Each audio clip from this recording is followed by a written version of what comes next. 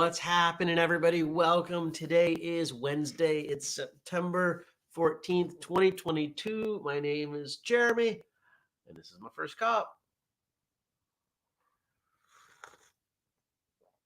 Good morning to Stacy and Mark and Nathan and Jenny and Andrew and all the rest of you out there, whether you're watching live, later, or listening. Thanks for coming by. How are you? What's going on? How are you feeling about your day? How was your Tuesday? What are you looking forward to for your Wednesday? Feel free to sound off in the chat. Dennis is driving to work. Good morning, Josh. Had a great time with Josh. Yesterday we recorded some stuff for his podcast, and I thought it went great. And even if it didn't, even if everybody hates it, I still had fun because I always have fun working with Josh. So that was a good time. Well, yesterday was an interesting day because that was really my only appointment. And I'm thankful that yesterday was the day that I ended up with the sinus congestion stuff. I feel fine. I feel fine today. I'm going to chalk that up to not doing a lot, resting, taking a couple showers, and just. But all is well in the world today. Cut my hair, which is why my sweatshirt's getting stuck. It's like Velcro fabric on a freshly shorn, not quite freshly, because it was last night. And I don't use a blade. So I guess we can't say shorn, but yeah, very, very small stubbly hair. It's like Velcro. Good morning, Andy. Andrew says Tuesday was good. Today is day 365 of my drumming video challenge and day 3 of my kata video challenge. Well, I gotta say, the fact that I mean, it's not surprising that Andrew could make it through 365 days of this, but I think that's awesome. You know, one of the things that people have said to me, why do you do this morning show? Now, it's not every day. It used to be. Remember when it was 7 days a week? I didn't realize when I started doing it what the benefit would be. I knew that we needed live content. I knew we needed video. And I knew we needed to be on other platforms. I also knew I didn't have much time. So it needed to be really simple. Boom, first cup.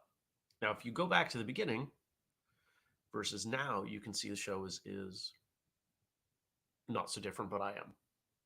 I have gained tremendous skills from doing it. And so when you look at something like a 365-day challenge or a 30-day challenge, I think that is the reason to do it. You develop skills because of frequency. Dig into 12 months of health. It's all about frequency, right? It's not about, oh, I did this thing at a 4-hour seminar and now I'm perfect at it. I did this thing every day for 5 minutes for 2 years. If you're working towards a goal, focus on that incremental progress. And Josh agrees with me. We had a great conversation yesterday. Thanks for recording. Thanks for playing Martial Arts Choose Your Own Adventure. We did. I'll tell you, when this comes out, I'm sure Josh will let me know, and I'll post it on my personal social media stuff. We did some things that I had never done before. More or less. And it was fun.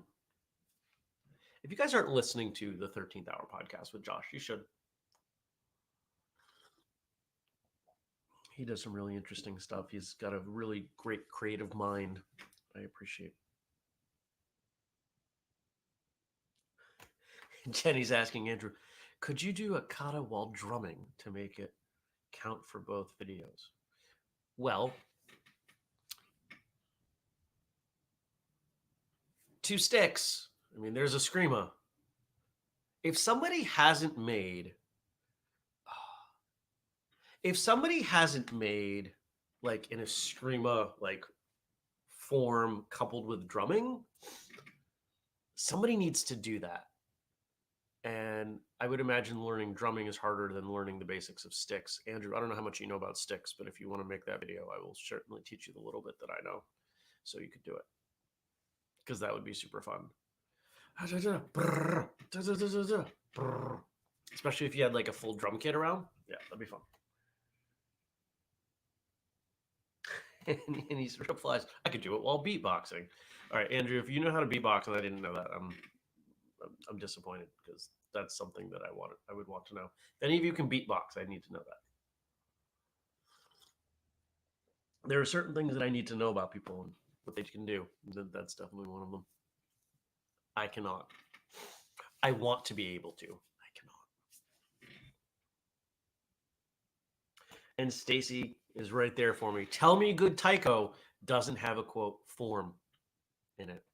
It absolutely does. Taiko drumming, if you've ever seen the Japanese drumming, I've had the opportunity to get to know Stuart, who is the head of the taiko drumming stuff in Vermont. Great guy, really nice guy. And if there was not a drum there and you gave him, a couple rattan sticks, he would beat the tar out of you with them because he knows exactly, like it translates so closely. Good morning, Brian. So, all right. So what else? What did I do? I did a few small things yesterday because I wasn't feeling it. I had a few things that were important to do, and I pushed off a lot of stuff. I made some updates on whistlekick.com. For example, now if you go to the Patreon section on whistlekick.com, doesn't take you right to Patreon. It takes you to an intermediate page that explains a little bit about what Patreon is and why we do it and the benefits that you get. So hopefully, if people click that and they go on to Patreon, they'll be a little more likely to sign up. I made wine. That has nothing to do with whistlekick, but I did make wine yesterday. I squeezed 90% of the grapes that I had left on the vine, and it made a quart. It made a quart of juice. This grand plan of like, oh, I'm going to make like 20 bottles a year is not happen without way more grapes. Now, granted, some of the grapes had started to dry out. There were some that weren't quite ripe, but I now have. So funny enough, several years ago, my first attempt at making grape juice, I used my juicer, which took forever. It was a nightmare to clean up. Well, I sealed that. A water bath can. It's been in the fridge for years. Because I was like, what am I going to do with a quart of juice? Well, I took it out and I added it to this year's juice. And so now there's roughly half a gallon of grape juice fermenting in my kitchen. It's going to make like almost 2 bottles. It's okay. Because once I'm done with that, I'm going to make other stuff.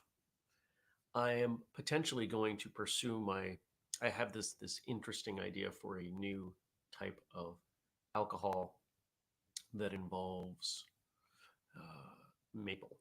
sugar maple wood. I won't be able to do it quite with what I have, but anyway, fermentation is interesting. I make my own hot sauce and salsa and a bunch of other things, sauerkraut. So,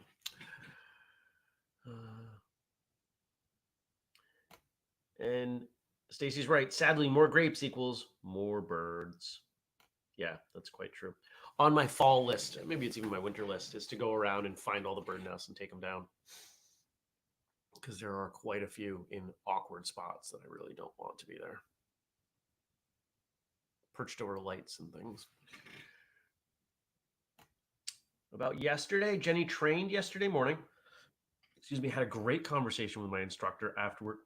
Not martial arts specific, but it circled around the arts and was much needed for both of us. Then came home, hung out with the toddler, and did class again. It was a good day. It sounds like a good day.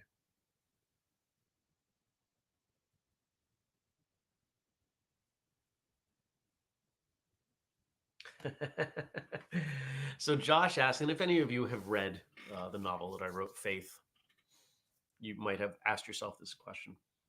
Jeremy, I forgot to ask you, but here is just as well. In your book, Faith, there is reference to a character holding a first cup mug. So in the universe of the book, is there this show? Whistlekick exists in that universe. How active it is, I don't know yet. But the idea of one of the characters holding a first cup mug, needed pay a little bit of homage to other things that we do. I always find it fun when books do that. I did not put enough coffee grounds in my coffee this morning because I didn't feel like grinding more. Problems that current Jeremy endures because past Jeremy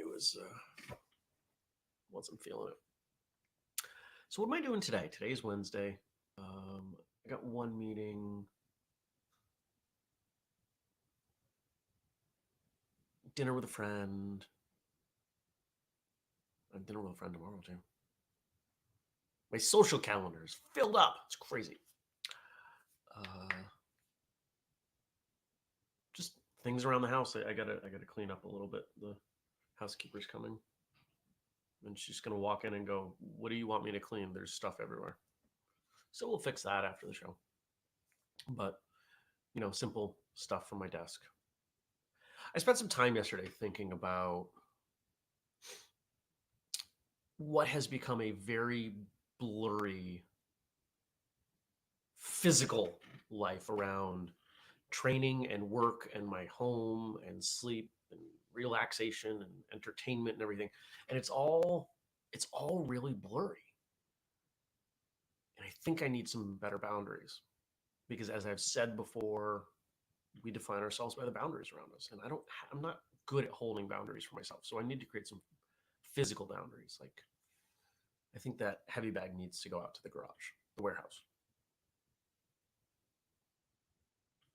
We'll see. Something rolling around in my head.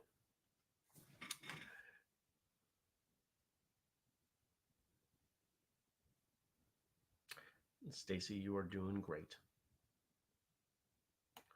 Kelly says, this week starts back my classes at preschools. Had a new group of toddlers. So cute and fun. I don't know anybody who enjoys teaching little kids more than Kelly.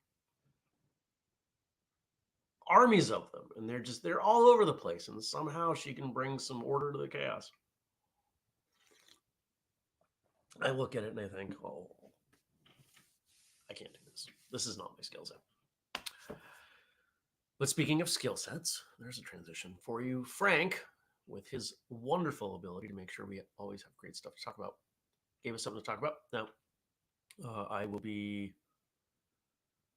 let you know right off the bat, this could be a sensitive subject for some of you. So if you feel the need to duck out, I have no issue with that. Okay. You don't even need to say anything. All right. So last Saturday was World Suicide Prevention Day. I have how do I want to phrase that? Suicide has had a huge impact on my life. I have the name of one person on my body, and sadly, I've had to keep a list because it's too many people to remember. So there's the list. And without going into detail, I have oft said that I owe martial arts for who I am. This plays a part. World Suicide Prevention Day. Take time to reach out. Taking time to reach out to someone in your community, a family member, friend, colleague, or even a stranger could change the course of another's life. As an aside, I have often said that I strive for a level of compassion in all of my interactions that I would have if I knew the person was contemplating suicide. If you knew someone around you was strongly considering ending their life, you would probably treat them differently. That's how I try to treat everyone. I fail most of the time. I'm not able to get there, but it's still a goal. Back into it. We all can reach in and ask somebody. You do not need to tell them what to do or have solutions. In fact, don't do that. But simply making the time and space to listen to someone about their experiences of distress or suicidal thoughts can help. Small talk can save lives and create a sense of connection and hope in somebody who may be struggling. Look out for those who are not coping. Warning signs of suicide include hopelessness, rage, uncontrolled anger, seeking revenge, acting reckless, or engaging in risky activities, seemingly without thinking. Feeling trapped like there's no way out, increased alcohol or drug use, withdrawing from friends, family, and society, anxiety, agitation, unable to sleep or sleeping all the time, at dramatic mood changes. One other one, people suddenly giving everything away. You don't need to have all the answers. People are often reluctant to intervene for many reasons, including a fear of not knowing what to say. Doesn't matter what you say. It is important to remember there is no specific formula. Individuals in distress are often not looking for specific advice. Empathy, compassion, genuine concern, knowledge of resources, and a desire to help are key to preventing a tragedy. Individuals who have survived a suicide attempt have much to teach us about how the words and actions of others can be important. And those who have come through an episode of severe suicidal thinking often say they were not looking for specific advice, but the compassion and empathy from others helped to turn things around for them and point them towards recovery. Don't be afraid to ask someone if they are suicidal. Another factor that prevents individuals from intervening is the worry of making the situation worse. Almost impossible. This hesitance is understandable, as suicide is a difficult issue to address, accompanied by a myth that just talking about it may instigate vulnerable individuals to contemplate the idea or trigger the act they've already thought about it. Evidence suggests that this is not the case. The offer of support and a listening ear are more likely to reduce distress as opposed to exacerbating. The listening ear of someone with compassion, empathy, and a lack of judgment can help restore hope. We can check in with them, ask them how they are doing, and encourage them to tell their story. The small gesture goes a long way. Here's the number one formula. I'm gonna lay it out as plainly as possible. If you suspect someone is on this path, make an opportunity to spend time with them. That is literally as far as you need to go. If you are spending time with them, could be watching TV, could be doing something active, whatever you would do with that person, just do that. Don't complicate it. It doesn't need to be complicated.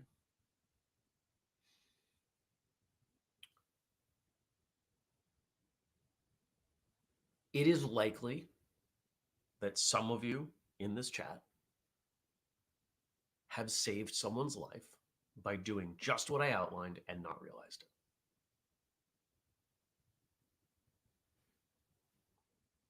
I'm just playing the numbers.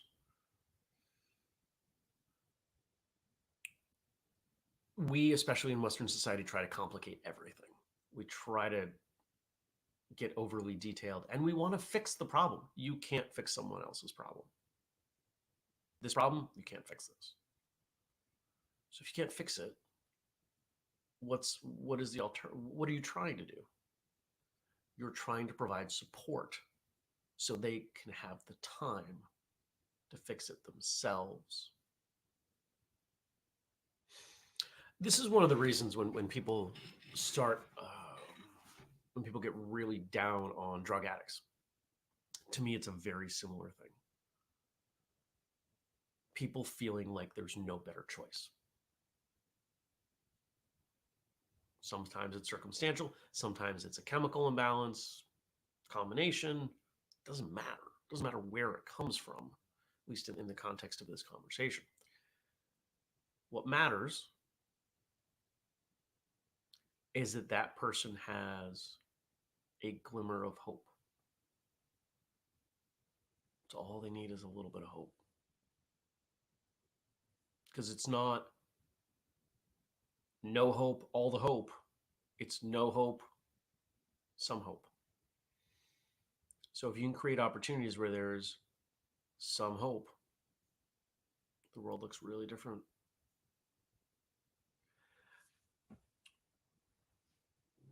I've said this before. In the early days of my martial arts career, young kid, I was taught that the most dangerous person is someone with nothing to lose. That danger does not only extend to other people. When someone has nothing to lose, when they feel like they're at rock bottom, regardless of how other people see it, that's irrelevant. Dangerous things can happen. And without digging into the subject, because it's something that social media platforms don't like, when you look at large scale violence that is not military stuff. I think you know what I mean. It all roots from the same place.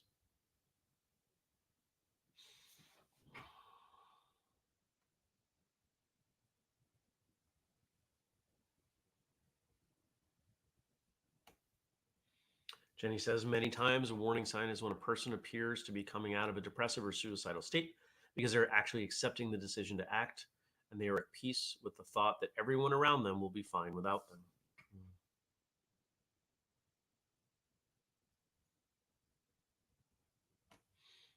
And Stacy's being really brave sharing something here. I will say that you were one of those people for me. Master Jordan was one of those people for me. I wished I'd had either of your equivalents in my college years.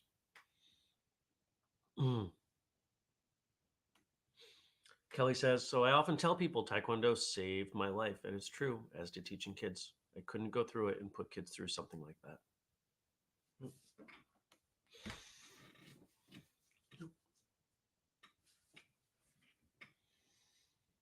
So what do we do with this? As martial artists, what do we do with this? We provide space. Now, sadly, suicide will continue. We're not going to eradicate it. There's no pill that makes it go away. There's no law we pass. There's no walk or march or fundraiser big enough that eliminates this. But as martial artists, we have an opportunity to get to know people at different levels. Most of the world knows people simply from conversation. We know people from action as well. In fact, there are plenty of people that I know their actions much better than their words. I know how they spar. I don't really know how they talk or what they're interested in or even what they do.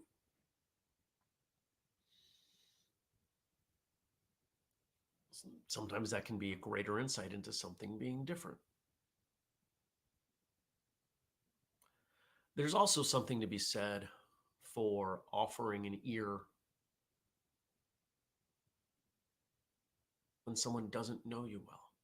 Sometimes it can be easier to share things with someone you don't know, because if they end up not wanting to be in your life because of what you just shared with they just shared with you, they haven't really lost anything. So here are my suggestions. If you're a school owner or an instructor, you could institute a policy of, hey, if you need to talk to me, if you want to talk to me, you just have to tell me. Could be about anything. You would probably want to remind people of that at the end of every class. If you're a student, if you're working with somebody and they seem off from normal, check in with them. Hey, you didn't seem like your normal self today. What's going on? Don't ask, are you okay? Because people will always say yes. You have to ask open-ended questions. Questions that require a response. You're assuming that something's going on because something was going on. What's going on? Oh, I had a really tough day at work. Oh, things aren't well at home. I don't really want to talk about it. Okay. Do you have somebody you can talk about it with, though? Yeah. Okay. I hope that you do. Doesn't have to be me, but I'm available. Or you can just skip all that and say, hey, do you drink beer, coffee, whatever? Let's go get a drink. Right now? Yeah. You got 20 minutes? And then when the beer's in front of them and out of the context of training, so you seem a little off tonight. What's going on?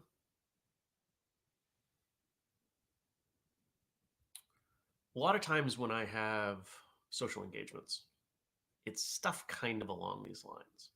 People that I'm a little concerned about that I know don't have a great history with reaching out to people. And so I reach out. There are a couple right now that I reach out to frequently, less frequently than I would like to. They both drive me nuts because their communication skills suck. But it's important to me that they know that I'm there for them. Make time for that.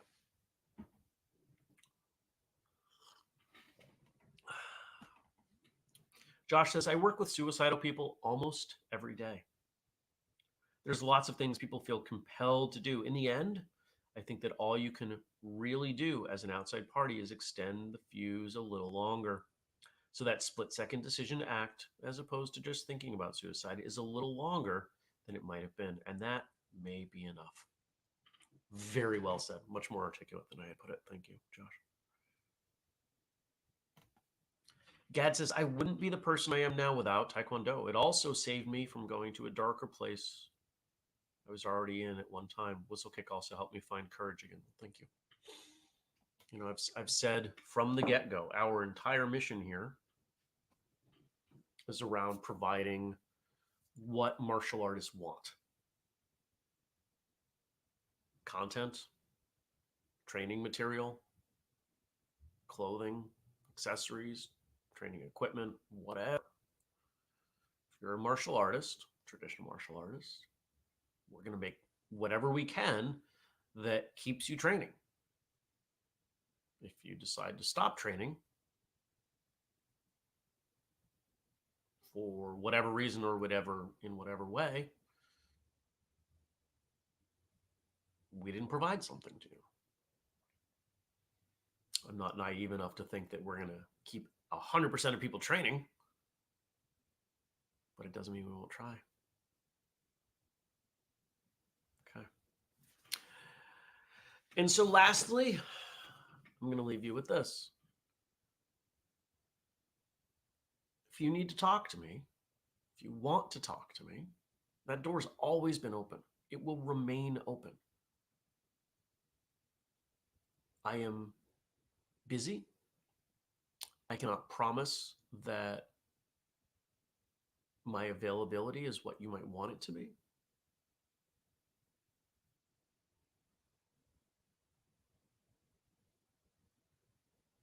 But if you need to talk to someone, and I'm the person you're most comfortable talking to, I will do my best to make time.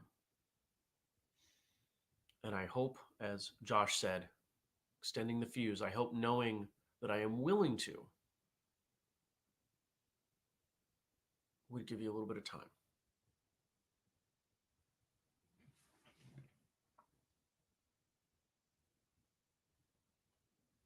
Okay. I hope you have a great day. I want to thank Frank for giving us the opportunity to talk about this. Thank you to Josh for the theme music. Thank you to all of you for your openness and your willingness to engage and share on such a difficult subject, one that means a lot to me. I appreciate you, all of you. And I hope to see you back here tomorrow. 6:30. Take care, everybody. Peace.